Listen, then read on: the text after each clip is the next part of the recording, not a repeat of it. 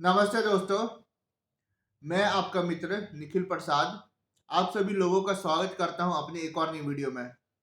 तो दोस्तों, आज की वीडियो बहुत ही ज़्यादा इंटरेस्टिंग और इंफॉर्मेटिव होने वाली है, क्योंकि आज इस वीडियो में मैं आप सभी लोगों के साथ कुछ इम्पोर्टेंट टिप्स और कुछ इम्पोर्टेंट बातें शेयर करने जा रहा हूं।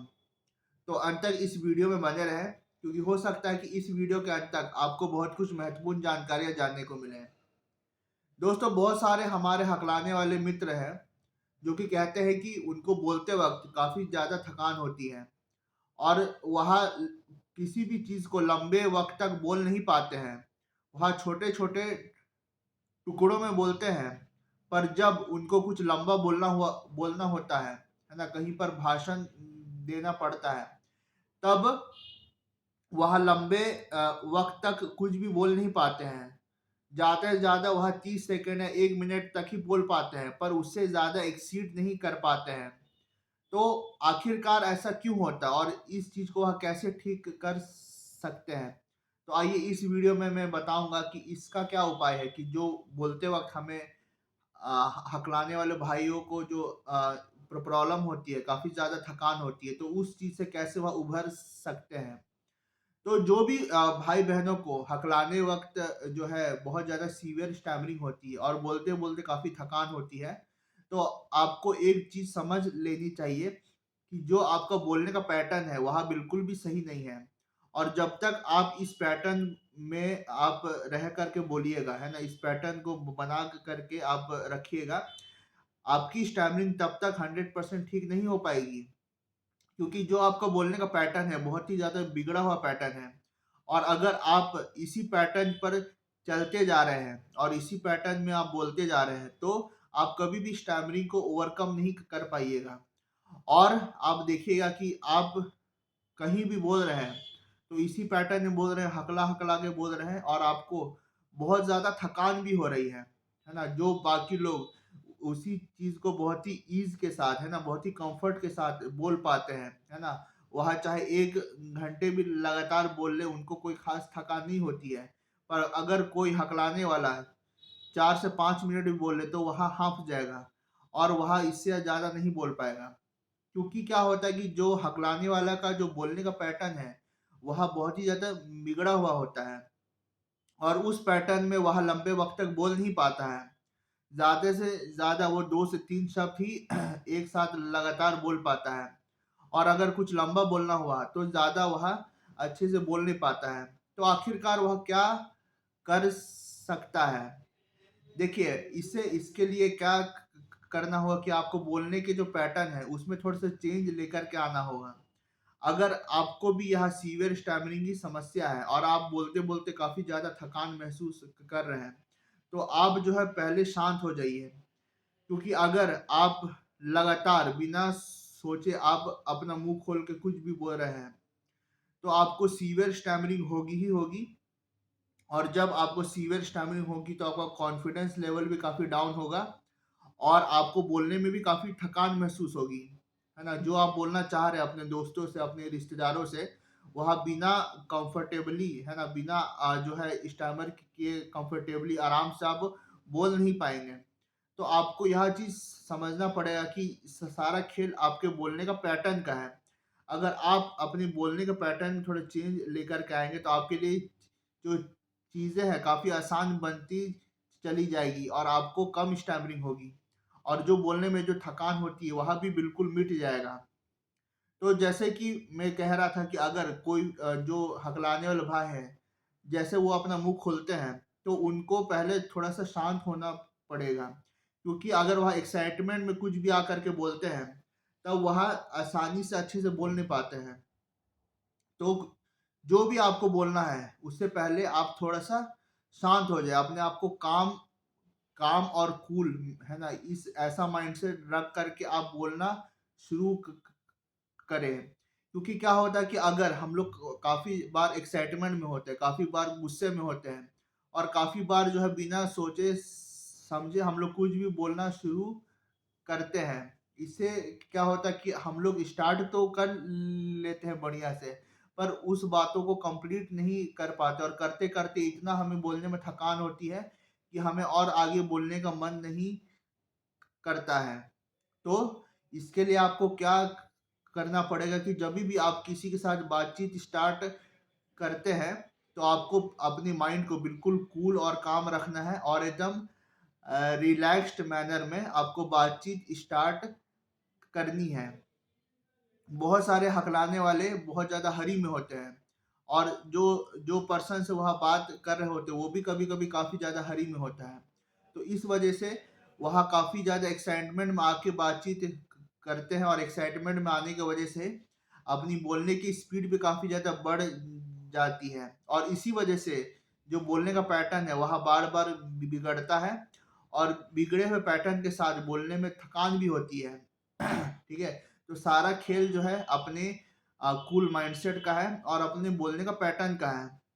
आप किसी के भी साथ बात कर रहे हैं, तो पहले तो आपको कूल माइंडसेट रखना है और एकदम शांत रहना है। आपको बहुत ज़्यादा एक्साइटमेंट नहीं दिखाना है कि मुझे सारी बातें कह कह डालनी है आसानी से, है ना। हो सकता है कि आपको अपनी बातें रखने में वक्त लगे, पर हाँ, पर ऐसा नहीं है कि आपको सारी बातें आपको समझाने के लिए बिल्कुल एक्साइटमेंट में आना है। आपको ये चीज़ समझना पड़ेगा कि जब तक आप थोड़ा शांत नहीं होंगे, आप थोड़ा कूल डाउन नहीं होंगे, और जब तक आप अपने एक्साइटमेंट को कंट्रोल में लेकर के नहीं आते हो, तब तक आप अपनी पैल्पिटेशन को कंट्रोल में नहीं ला सकते हैं। और जब आपके पैल्पिटेशन, आपकी एंग्जाइटी जब एक बार कंट्रोल में आ जाए, तब आप किसी से भी शांति से बातचीत स्टार्ट कर सकते हैं, और उसको कंप्लीट भी कर सकते हैं बिना कोई हेजिटेशन के और बिना ज़्यादा थकान के। तो ये हुई मेरी पहली टिप कि अगर आप कहीं भी बातचीत के लिए जाए तो आप अपनी माइंड को हमेशा शांत रखें, है ना। लंबी लंबी सांसें लें, और और किसी से बात करने जाए तो एक्साइटमेंट में बात करने नहीं जाएं, बल्कि आप थोड़ा सा शांत रह करके एक्साइटमेंट को कंट्रोल करके धीरे धीरे अपनी बात बोलें, है ना। धीरे धीरे बात बोलने से क्या होगा कि सामने वाला समझ जाएगा कि आपको स्पीच की थोड़ी सी इशू है, दिक्कत है। और अगर सामने वाला समझ गया तो वो भी आपसे उसी टोन में बात करेगा जो टोन में आप उससे बोल रहे हो। तो इससे क्या होगा कि आपको थोड़ा वक्त मिलेगा, और थोड़ा शांति सुकून से बोलने का भी आपका अभ्यास होगा। तो ये रही मेरी पहली टिप। और दूसरी टिप जो मैं देना चाहूँगा कि आप जो वर्ड्स में बहुत ज़्यादा फंस रहे हैं, बहुत ज़्यादा अटक रहे हैं, तो आपको जो है टेक्निक्स का यूज़ करके बोलना पड़ेगा। क्योंकि जब तक आप टेक्निक्स का यूज़ करने में हिचकिचाओगे, और जब तक आप बेशर्म नहीं बनोगे, तब तक आपको जो है फ़ायदा नहीं मिलने वाला है। बहुत सारे भाई-बहन इस चीज़ से मतलब कि शर्माते हैं कि कैसे मैं इस टेक्निक को यूज़ कर पाऊँगा लोगों के साथ में। बहुत सारे लोगों को टेक्निक्स तो मालूम होती है कि बाउंसिंग कैसे होती है, प्रोलॉन्गेशन कैसी होती है, पॉजिंग क्या होती है, वॉलंटरी स्टैमरिंग क्या होती है, पर जब बात आती है कि खुले में उसको इम्प्लीमेंट करने की, तब वह बहुत ज़्यादा हिचकिचाते हैं कि आखिरकार सामने वाला क्या बोलेगा। तो मैं ये कहना चाहूँगा कि देखिए, लोगों का रिएक्शन जो हजार किस्म का होता है। बहुत सारे लोगों का रिएक्शन अच्छा भी होता है, बहुत सारे लोगों का रिएक्शन बेकार भी होता है ना। बहुत सारे लोग समझते हैं, बहुत सारे लोग नहीं भी समझ पाते हैं। पर आपको यह समझना पड़ेगा कि आपके लिए क्या बेनिफिशियल है ना। आपके लिए यह बेनिफिशियल है कि आप जो है ओपनली जो टेक्निक्स हमारे लिए बनाई गई हैं, bouncing, prolongation, pausing, voluntary stammering, इसका आप खुल करके अभ्यास करिए, है ना। और आपको बिल्कुल बेशर्म होकर के आपको इसका अभ्यास करना है, और आपको डे टू डे लाइफ में आपको इम्प्लीमेंटेशन करके बोलना है ना। सामने वाला का कुछ भी रिस्पॉन्स हो कि आखिरकार तुम कैसे बोल रहे हो, तुम रुक रुक के या वो शब्दों को खींच खींच के क्यों बोल रहे हो, है ना। तुम ये अलग टेक्निक अपना करके क्या बोल रहे हो, क्या तुम्हें बोलनी नहीं आती है। तो ये सब सवाल जो है लोगों के होते हैं, और लोगों का रिएक्शन कभी कभी बहुत अजीब भी होता है। पर आपको यह समझना पड़ेगा कि आप एक हकलाने वाले इंसान हैं, है ना। और जो अपना आपका जो बैड पैटर्न ऑफ स्पीच है, उससे बेहतर यही होगा कि आप जो है टेक्निक्स का यूज़ करके बोलिए, धीरे धीरे बोलिए। और जो पहला टिप मैंने दिया है कि शांत रह करके एक्साइटमेंट को कंट्रोल कर करके बोलिए, है ना। और आपको जो भी बोलना है बहुत ज़्यादा शांत रह के धीरे धीरे आपको बोलना है। बहुत ज़्यादा एक्साइटमेंट में करके एक ही बार बोलने का ट्राई नहीं करना है कि मैं सारी बातें एक ही बार में बोल डालूंगा और सामने वाले को समझ में भी आ जाएगा। नहीं, सामने वाले को भी पता है कि आपको बोलने की इशू है ना, आपको स्टैमरिंग की दिक्कत है। तो आपको भी जो उसी हिसाब से आपको बोलना है। आपको एक्साइटमेंट को कंट्रोल में लेकर के आना है, धीरे धीरे बातों को रखना है और धीरे धीरे बातों को बढ़ाते हुए आगे बढ़ना है, ताकि आपको बोलने का भी काफी समय मिल जाए, वक्त मिले और बोलते बोलते आपको ज्यादा थकान ना हो। और जो दूसरी टिप मैंने बोला कि हकलाने से बेहतर यही है कि आप जो है, जो टेक्निक्स जो हमारे लिए बनाई गई हैं, बाउंसिंग, प्रोलोंगेशन, वॉलंटरी स्टटरिंग, है ना, पॉजिंग, इसका खुल करके आप अभ्यास करिए ओपनली, क्योंकि इसको छिपाने से कुछ नहीं होगा, है ना। अगर हाँ, जो अगर शर्मा रहे हैं कि मैं अगर इस टेक्निक का यूज करूंगा तो बाकी लोग क्या कहेंगे, बाकी लोगों को ये पता लग जाएगा कि मैं तो हकलाता हूँ। अरे आप अगर फंस रहे, अटक रहे, तो तब भी लोगों को मालूम पड़ना ही है कि आप जो है स्टैमरिंग पर्सन है ना। तो फंसने अटकने से और थकने से अच्छा है कि आप जो है खुल करके आप टेक्निक्स का यूज करिए, क्योंकि टेक्निक्स का यूज करने से क्या होगा कि आपका जो न्यूरोलॉजिकल वायरिंग है वह बहुत हद तक चेंज होगा।